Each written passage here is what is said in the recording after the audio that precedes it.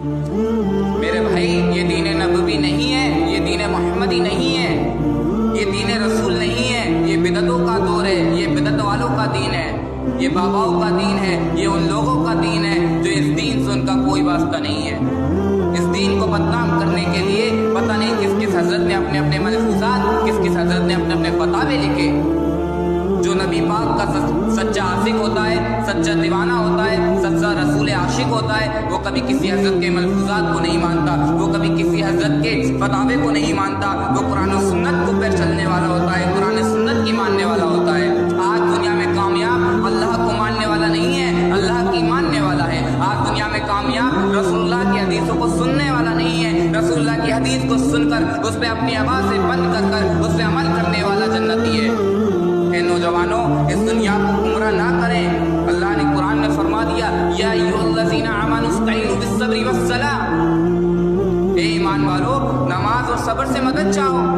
کچھ لوگ اس کا غلط مطلب نکالتے ہیں، غلط تشریح فرماتے ہیں۔ کچھ لوگ کہتے ہیں کہ یہ اللہ تو کہہ رہا ہے کہ غیر اللہ سے مدد لو، نماز اور صبر تو غیر اللہ ہے، لیکن وہ لوگ آگے نہیں پڑھتے۔ اللہ نے آگے کیا فرمایا؟ ان اللہ مع الصابرین، بے شک صبر کرنے والوں کے ساتھ اللہ ہے۔ اللہ نے فرمایا کہ لوگوں نماز اور صبر کے ذریعے سے مجھ سے مدد چاہو۔ تو بھائی بات یہاں تک آ چکی ہے۔ بسم اللہ الرحمن الرحیم۔ ناظرین، جیسے کہ آپ لوگوں نے ابھی ایک ویڈیو سماعت فرمائی، یہ شخص گستاخ رسول، گستاخ صحابہ، گستاخ اہل بیت اور گستاخ بزرگان رحمۃ اللہ علیہ اجمعین ہے۔ یہ شخص اپنے آپ کو مولانا انجینئر محمد مونش بتاتا ہے، جس سے پتہ چلتا ہے کہ یہ انجینئر مرزا جہنمی کا فالوور اور ساتھ ہی ساتھ گستاخ بھی ہے۔ دراصل آپ نے اس کی ویڈیو دیکھی تو آپ کو یہ پتہ لگ گیا ہوگا کہ کس طریقے سے بزرگان دین کو برا اور انہیں گالیاں وغیرہ دیتا ہے۔ حضور اکرم صلی اللہ تعالیٰ علیہ وسلم نے ارشاد فرمایا کہ ایک زمانہ ایسا آئے گا کہ علم اٹھا لیا جائے گا، یعنی اس کا معنی یہ ہے کہ اگر بزرگان دین اور علم والے جو لوگ ہیں وہ دھیرے دھیرے دنیا سے الوداع کہتے ہوئے چلے جائیں گے، اور پھر گمراہ لوگ پیدا ہوں گے جو خود بھی گمراہ ہوں گے، دوسروں کو بھی گمراہ کریں گے۔ وہ فتوا دیں گے، یعنی غلط چیز کو جائز اور ناجائز چیز کو جائز بتائیں گے۔ وہ خود بھی گمراہ ہوں گے، دوسروں کو بھی گمراہ کریں گے، اور وہ دین سے ایسے ہی نکل جائیں گے جیسے تیر کمان سے۔ یعنی وہی لوگ ہیں جو جس طریقے سے تیر کمان سے نکلتا ہے، نکلنے کے بعد دوبارہ نہیں آتا، اسی طریقے سے لوگ اہل سنت والجماعت، یہاں تک کہ مسلمان اور اسلام سے بھی اس طریقے سے نکل گئے جس طریقے سے تیر کمان سے۔ قرآن میں اللہ تعالیٰ ارشاد فرماتا ہے، ختم اللہ علی قلوبہم وعلی سمعہم وعلی ابصارہم غشاوۃ ولہم عذاب عظیم، اور اللہ تبارک و تعالیٰ نے ان کے کان اور دلوں پر مہر اور ان کی آنکھوں پر پردہ ڈال دیا ہے۔ یہ خود بھی گمراہ ہیں، دوسروں کو بھی گمراہ کرتے ہیں، اور تو اور ان کے لیے ایک بہت عظیم یعنی بڑا عذاب ہے جہنم میں۔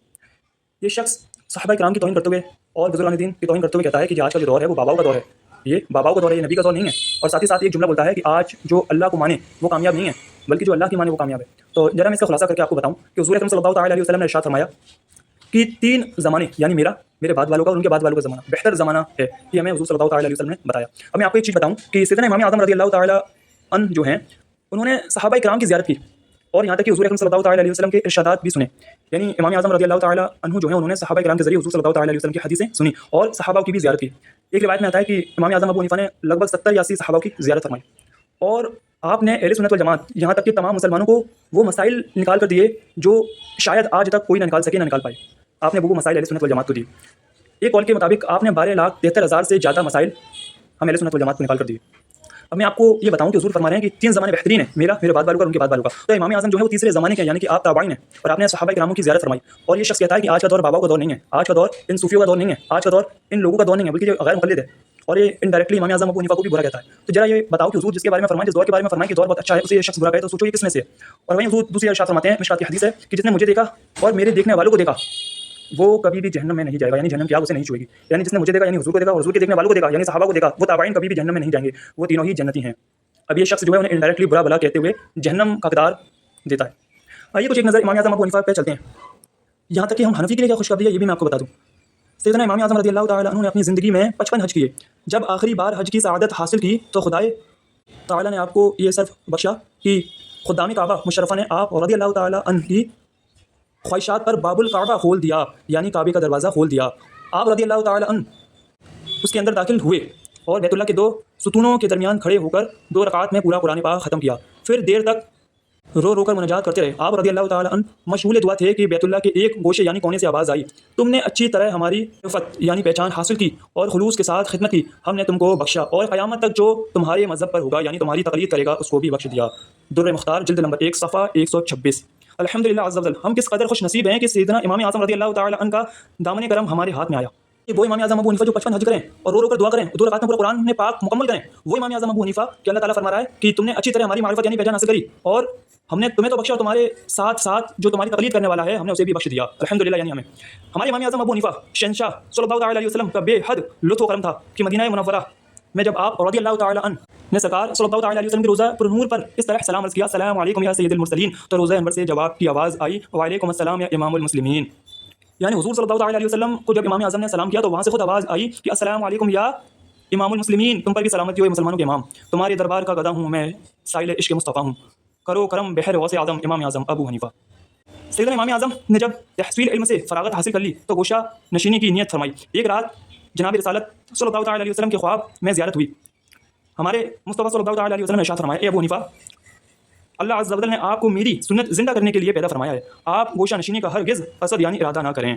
عطا ہو خوف خدا خدارا دو الفت مصطفیٰ خدارا کروں عمل سنتوں پر ہر دم امام اعظم ابو حنیفہ. یعنی حضور صلی اللہ تعالیٰ علیہ وسلم نے خواب میں آ کر فرمایا کہ اے امام اعظم اللہ تعالیٰ نے تمہیں میری سنتوں کو زندہ کرنے کے لیے پیدا فرمایا. حضور اکرم صلی اللہ تعالیٰ علیہ وسلم کی حدیث ہے کہ جس نے مجھے خواب میں دیکھا یقیناً اس نے مجھے ہی دیکھا کیونکہ شیطان میری شکل اختیار نہیں کر سکتا. اب یہ ہو گئے کچھ واقعات. اب میں آپ کو امام اعظم ابو حنیفہ رضی اللہ تعالیٰ عنہ کا تقویٰ بتاتا ہوں کہ آپ کا تقویٰ کیسا تھا.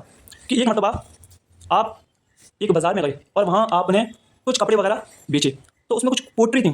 تو اس میں ایک پوٹری ایسی تھی جس میں کچھ نقصان تھے یعنی کہ کچھ ایسے کپڑے تھے جو کہ صحیح نہیں تھے یعنی بہتر نہیں تھے ان کا کچھ دھاگا وغیرہ ٹوٹا تھا یا اس میں کچھ کمی تھی. آپ جب وہ اپنے ملازم کے ہاتھ کر چلے گئے تو جو پیچھے آپ کا جو نوکر تھا اس نے وہ بیچ دیے اور اسی رقم میں بیچے جس رقم میں اچھے کپڑے بیچے جاتے ہیں. تب آپ کو پتہ چلا تو آپ نے فرمایا کہ وہ جو دوسرے کپڑے تھے جس میں کمی تھی وہ کپڑے کہاں ہیں. تو آپ کا جو نوکر ہے وہ کہتا ہے کہ امام اعظم میں نے وہ کپڑے بیچ دیے اور وہ سارے کپڑے میں نے صحیح داموں میں یعنی جس دام میں نے اچھے کپڑے بیچے اسی دام میں نے ان برے اور کمی والے کپڑوں کو بھی بیچ دیا. امام اعظم کو جب پتہ چلا تو امام اعظم نے پوچھا کہ وہ اس کے جو پیسے تھے جو ملے تھے وہ کہاں ہیں. تو اس نے کہا کہ وہ پیسے تو میں نے اس گلے میں ڈال دیے اور وہ گلے کے اندر سارے پیسے مکس ہو گئے. تو پتہ کیسے چلے کہ جو شخص جو پیسے دے کے گیا تھا وہ کون سے ہیں. تو امام اعظم ابو حنیفہ نے وہ سارے پیسے یعنی آپ کی کل انکم پورے دن کی جو تھی وہ غریبوں میں اور مسکینوں میں بانٹ دی. یہ آپ امام اعظم کا تقویٰ ہے کہ جو پیسے مل گئے یہ پتہ نہ چلا کہ کون سے پیسے کس کے ہیں تو آپ نے تمام جو پیسے تھے وہ غریبوں میں بانٹ دیے. یہ امام اعظم ابو حنیفہ کا تقویٰ ہے.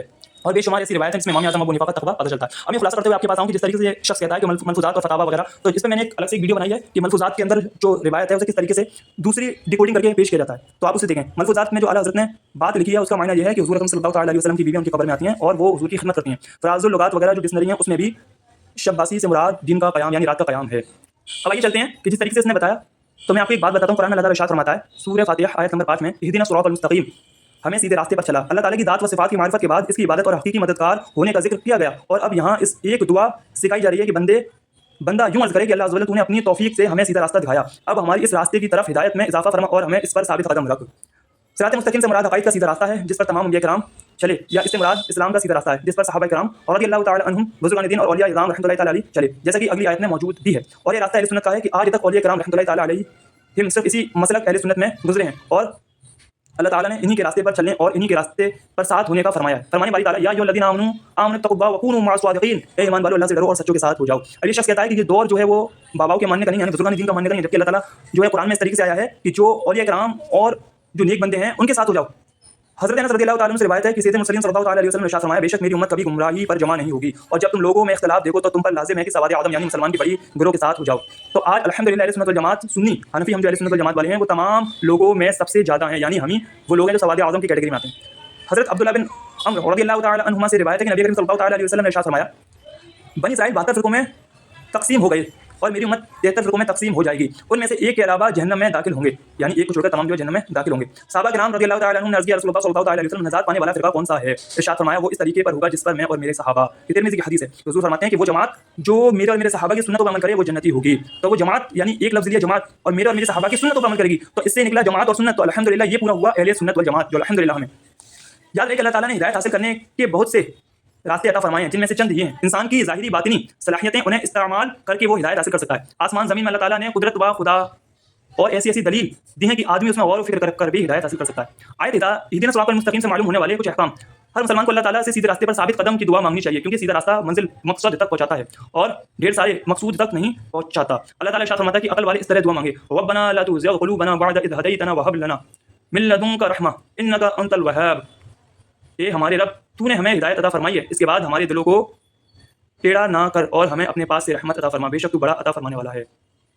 اس طریقے سے بے شمار روایت ہیں اور ایک روایت اور ایک قرآن کی آیت جو سیدھا سیدھا ہمیں بتاتی ہے کہ ہمیں بزرگان دین کے راستے پر چلنا چاہیے وہ ہے صراط الذین انعمت علیہم غیر المغضوب علیہم ولا الضالین. ان لوگوں کا راستہ جن پر تو نے احسان کیا یعنی ان لوگوں کا راستہ چلا اللہ تبارک و تعالیٰ جس پر تو نے احسان کیا اور ان لوگوں کے راستے پر نہ چلا جو بھٹکے ہوئے ہیں यानी उन लोगों का रास्ता, नेक परहेज़गार लोगों का रास्ता, सहाबा का रास्ता, ताबईन का रास्ता, तबे ताबईन का रास्ता, बुजुर्गान दीन का रास्ता, औलिया का रास्ता। वमन युतिल्लाह व रसूलहु फउलाइका मअल्लज़ीना अनअम अल्लाहु अलैहिम मिनन नबिय्यीना वस्सिद्दीक़ीना वशुहदाኢ वस्सालिहीन व हसून उलाइका रफ़ीक़ा। और जो अल्लाह और रसूल की ताअत करें तो वो उन लोगों के साथ होंगे जिन पर अल्लाह ने फजल किया, यानी अंबिया और सिद्दीक़ीन और शुहदा और सालिहीन, और ये कितने ही अच्छे साथी हैं। यानी इससे हमें ये चीज़ ज़ाहिरी में पता चल गई कि जो सीधा रास्ता है वो नेक लोगों का रास्ता है, जो सीधा रास्ता है वो सहाबा का रास्ता है, वो ताबईन का रास्ता है, तबे ताबईन का रास्ता है, बुजुर्गान दीन का रास्ता है। और अगर आजकल कोई शख्स उन्हें बुरा भला कहे तो इसमें उनकी नहीं बल्कि उस शख्स की अकल की कमी के बावजूद होने वाले खुराफात की कमी। तो याद रहे कि अल्हम्दुलिल्लाह अहले सुन्नत वल जमात ही हक़ और जन्नती ग्रोह है। इसके अलावा जितने भी फ़िरक़े हैं वो सारे के सारे गुमराह बदीन जहन्नमी, और वो लोग सहाबा किराम और बुजुर्गान दीन की तौहीन करते हैं और साथ ही साथ अपने जहन्नम में ठिकाना बनाते हैं। तो अल्लाह ताला से दुआ है कि अल्लाह तबारक व तआला हमें इहदिनस सिरातल मुस्तक़ीम में चलने की तौफ़ीक़ अता फ़रमा। वल्लाहु तआला अअलम व सल्लल्लाहु अलैहि वसल्लम।